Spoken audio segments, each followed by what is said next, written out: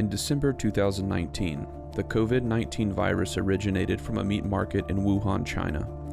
The virus spread rapidly to nearby Chinese cities, leading to quarantines and shutdowns nationwide. Chinese hospitals were quickly overwhelmed.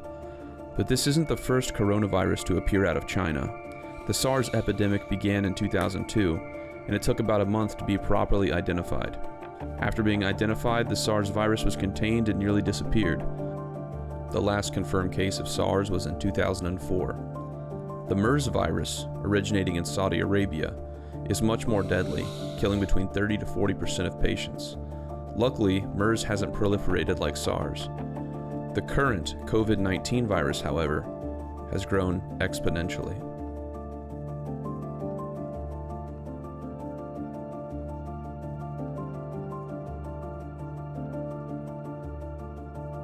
As of March 24, 2020, there have been 417,000 confirmed cases of COVID-19. This number is expected to increase dramatically.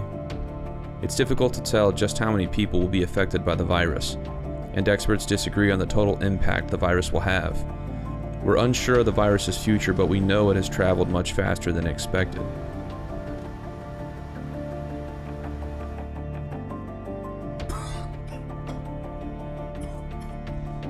As the virus continues to spread, countries have put in measures to contain it.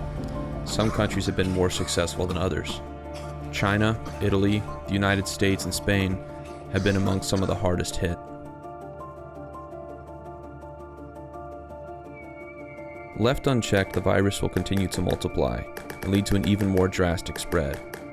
When graphed over time, this pattern forms a bell shape. The faster the spread, the steeper the bell curve. This causes a massive problem for public health infrastructure.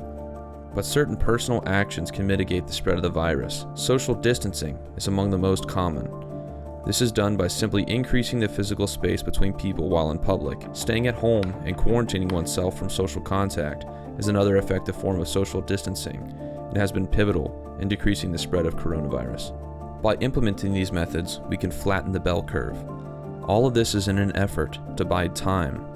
Given enough time, experts will develop a vaccine and we will cure COVID-19 altogether.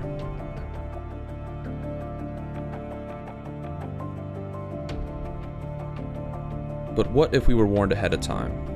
What would have changed? Would anyone have listened? Today, the greatest risk of global catastrophe doesn't look like this. Instead, it looks like this. If anything kills over 10 million people in the next few decades, it's most likely to be a highly infectious virus rather than a war. Not missiles, but microbes. We're not ready for the next epidemic. Bill Gates gave that TED Talk in 2015. SARS, MERS, and COVID-19 have all served as strong warnings to the world that next time we need to be prepared.